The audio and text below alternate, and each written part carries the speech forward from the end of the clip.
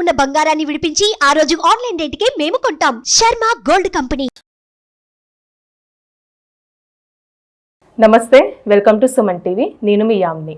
ఈ 2024 సంవత్సరంలో అసలు ఈ 12 రాశుల వారికి ఏ విధంగా ఉంటుంది, ఈ విషయాలు మనకి తెలియజేయడానికి ప్రస్తుతం మనతో ఉన్నారు తొలి తెలుగు జ్యోతిష్య పండితురాలు, పంచాంగంకర్త డాక్టర్ ఈడుగంటి పద్మజారాణి గారు ఉన్నారు. వారితో మాట్లాడదాం. నమస్తే అండి. నమస్కారం. మనకి ఈ 2024 సంవత్సరంలో అసలు వృశ్చిక రాశి వారికి అండి ఏ విధంగా ఉంటుంది, అలానే వీళ్ళు ఎలాంటి పరిహారాలు చేసుకుంటే మంచిది? వృశ్చిక రాశి వాళ్ళకి ఈ సంవత్సరం ప్రారంభం నుంచి అంటే జనవరి 2024 నుంచి మే దాకా గురుడు మేషరాశిలో ఉండడం, ఆ తర్వాత మేషరాశి నుంచి వృషభ రాశిలోకి వెళ్ళడం వల్ల మే నుంచి డిసెంబర్ దాకా ఫలితం ఇంకొక రకంగా, అంటే మొదటి భాగంగా రెండో భాగంగా రెండు డివైడ్ చేసుకున్నప్పుడు ఈ వృశ్చిక రాశి వాళ్ళకి శత్రువులు వీళ్ళని ఇబ్బంది పెట్టడానికి ప్రయత్నాలు చేయడం, ఆ శత్రువుల మీద విజయం సాధించడానికి వీళ్ళు ఎక్కువ శ్రమకి వెళ్ళి ఆ శ్రమతో నైపుణ్యాలను పెంచుకొని కృషిశీలతను పెంచుకొని వాళ్ళ మీద వీళ్ళు విజయం సాధించడం అనేది జరుగుతుంది. కానీ మొట్టమొదట మాత్రం శ్రమ, తర్వాత శత్రువులు వీళ్ళని ఇబ్బంది పెట్టడం అనేది మాత్రం ముందుగా వీళ్ళకి వచ్చేది. అది వచ్చినప్పుడు తర్వాత ఏంటంటే దీంట్లో వీళ్ళకి ఏంటంటే అంటే ఇంతే కాకుండా శత్రు రోగ రుణాలు, ఈ 3 విషయాల్లో కూడా వీళ్ళకి ఇబ్బంది కలిగే అవకాశాలు ఉన్నప్పటికీ శ్రమ మీద వాటిల్లో వీళ్ళు ముందుకెడతారు, అంటే సక్సెస్ సాధించడం అనేది. అయితే దాంతోపాటుగా వృత్తిపరమైన విషయాల్లో వృత్తిలో అధిక గౌరవం ఉంటుంది, కానీ ఆశించినంత డెవలప్మెంట్ అనేది అయితే ఉండదు. వృత్తిలో అభివృద్ధి అనేది అయితే ఆశించిన స్థాయిలో ఉండడం అనేది తక్కువే అని చెప్పాలి. కానీ దాన్ని మించిన గౌరవాన్ని అయితే వీళ్ళు పొందుతారు, అదొకటి. అలాగే ఆర్థిక ప్రయోజనాలు బాగుంటాయి, కుటుంబ పరిస్థితి బాగుంటుంది, కుటుంబ ఆదాయం బాగుంటుంది, కుటుంబ సభ్యుల మధ్య అండర్స్టాండింగ్ లెవెల్స్ బాగానే ఉంటాయి. కానీ ముఖ్యంగా వీళ్ళకి తలకి మించిన ఖర్చులు, అంటే ఊహించని ఖర్చులు అనేవి చాలా ఎక్కువగా ఉంటాయి. అంటే ఇలా అవుతుందని వాళ్ళే ఊహించరు, కానీ అవన్నీ కూడా చాలా మంచిగానే టర్న్ అవుతాయి. అంటే వేస్ట్గా ఖర్చు పెట్టాను అని అనుకోకర్లా, వాళ్ళు పెట్టిన ప్రతి ఖర్చు అది వాళ్ళకి మంచిగానే అవుతుంది, దానికి ఒక మంచి సత్ఫలితాలని సాధించేట్టుగా ఆ ఖర్చు ఉంటుంది అని మనం గుర్తించాలి.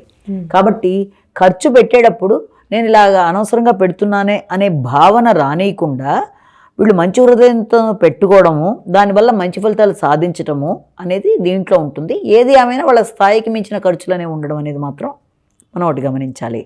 ఇక రెండోది, అదే గురుడు మనకి వృషభ రాశిలోకి వెళ్ళినప్పుడు కొంత వీళ్ళకి రిలాక్స్గా ఉంటుంది. ఎలాగంటే ఈ సమయంలో ముఖ్యంగా వాళ్ళకి సామాజిక సంబంధాల విషయంలో కానీ భాగస్వామ్య వ్యవహారాల్లో కానీ ఇక్కడికి వచ్చేటప్పటికీ కొంత అనుకూలత అనేది ఏర్పడడం అనేది వీళ్ళకి ఉంటుంది. అయితే అదే సమయంలో వీళ్ళకి ఆ సాంఘిక సంబంధాల యొక్క అభివృద్ధి కూడా ఉంటుంది, అంటే భాగస్వామికి కూడా అభివృద్ధి ఉండే అవకాశాలు లాంటివి కూడా మనం చెప్పచ్చు. అదే సమయంలో రావలసిన ఆదాయం కానీ లాభాలు కానీ చాలా కష్టం మీద వీళ్ళకి, అంటే ఇమీడియట్గా వాళ్ళు అందుకోలేరు, అది చాలా కష్టం మీదే వాళ్ళకి రావాల్సిన ధన రావడం కానీ ఘర్షణాత్మకంగా లాభాన్ని అందుకుంటారు వీళ్ళు అని చెప్పచ్చు. అలాగే వ్యక్తిగత గౌరవం పెరుగుతుంది, అలాగే సంఘంలో పేరు ప్రఖ్యాతలు పెరుగుతాయి. అరే ఆ వ్యక్తి చాలా మంచి వ్యక్తి అని చెప్పి వ్యక్తులు అనుకోవడానికి అవకాశం ఉంటుంది.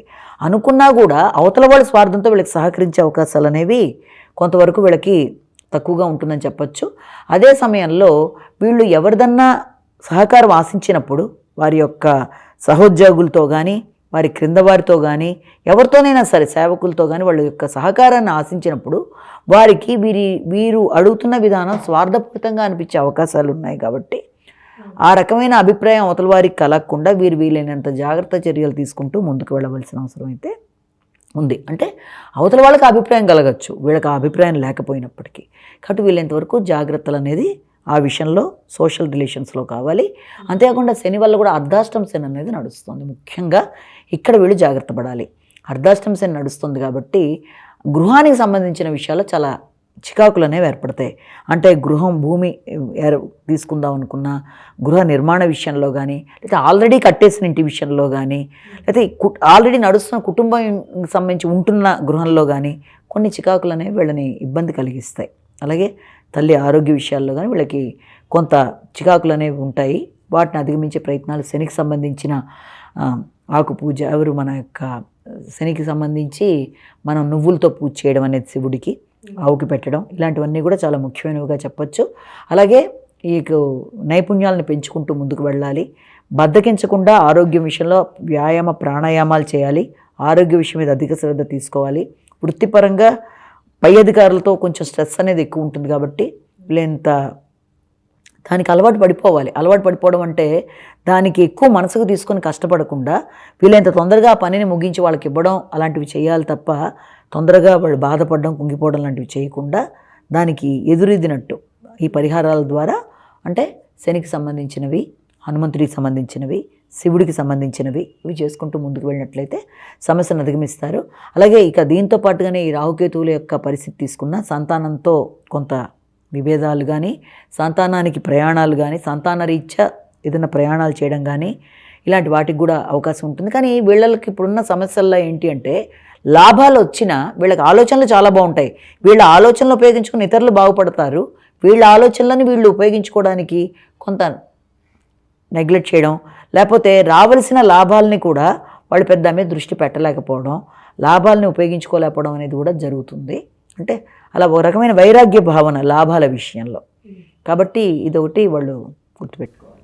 అలానే ఈ రాశి వారికి వ్యాపారస్తులు కానివ్వండి, అలానే వ్యవసాయం చేసుకున్న వాళ్ళకి, సినిమా రంగ పరిశ్రమకు సంబంధించి స్త్రీలకండి ఈ సంవత్సరం మొత్తం అసలు ఏ విధంగా ఉంటుంది వాళ్ళకి? ఈ విద్యార్థుల విషయం తీసుకున్నట్లయితే విద్యార్థులకి మొదటి భాగం బాగుంటుంది ఖచ్చితంగా. అలాగే స్త్రీల విషయం తీసుకున్నట్లయితే వీళ్ళకి ద్వితీయార్థం బాగుంటుంది ప్రథమార్థం కన్నా స్త్రీలకి. అలాగే వాళ్ళతో పాటుగా ఈ యొక్క వ్యవసాయం చేసే వాళ్ళు ఉంటారు కదా, అగ్రికల్చర్ వాళ్ళకి కూడా ద్వితీయ భాగం బాగుంటుంది. ఇక బిజినెస్ చేసే వాళ్ళకి కూడా ద్వితీయ భాగమే బాగుంటుంది. పాలిటిక్స్ రాజకీయ నాయకులకి ద్వితీయార్థం కంటే ప్రథమార్థం బాగుంటుంది. ఇక దీంతోపాటు మీడియా కళారంగంలో ఉండే వాళ్ళకి నూతన అవకాశాలు అవన్నీ ద్వితీయ భాగంలోనే వచ్చే అవకాశాలనే ఉంటాయి. అంటే ఈ రాశి వారికి ఈ సమయం నుంచి ఈ సమయం వరకు జాగ్రత్తలు అంటూ తీసుకోవాలండి? ఉంటాయమ్మా, వీళ్ళకి కూడా ఉన్నాయి. ముఖ్యంగా ఏంటంటే ఈ శని కుజుడు కలిసినప్పుడు మార్చి నుంచి ఏప్రిల్ మధ్య సమయంలో ముఖ్యంగా వీళ్ళకి గృహానికి సంబంధించి అలాగే వాహనాలకి సంబంధించి డ్రైవింగ్, ముఖ్యంగా డ్రైవింగ్ చేసేవాళ్ళు ఈ విషయంలో చాలా జాగ్రత్తలు పాటిస్తూ ముందుకెళ్ళాలి. అంటే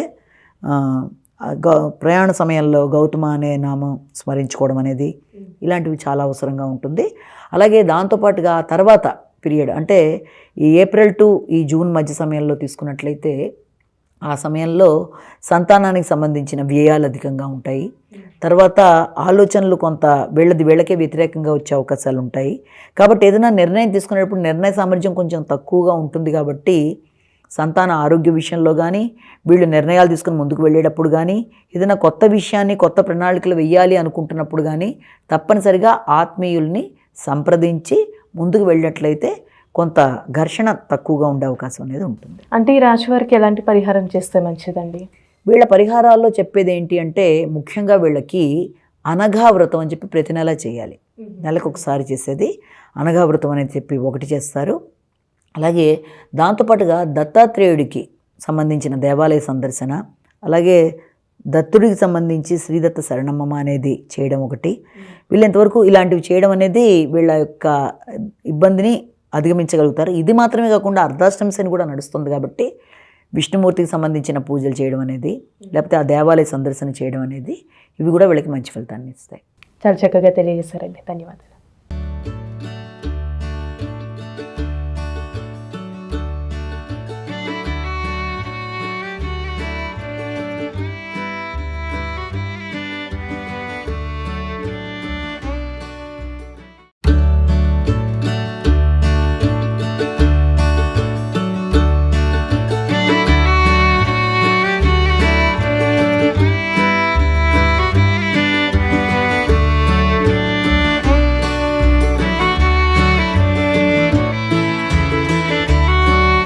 సుమన్ టీవీలో మీ పర్సనల్ అండ్ బిజినెస్ ప్రమోషన్స్ కోసం కింది నెంబర్కి కాంటాక్ట్ చేయండి.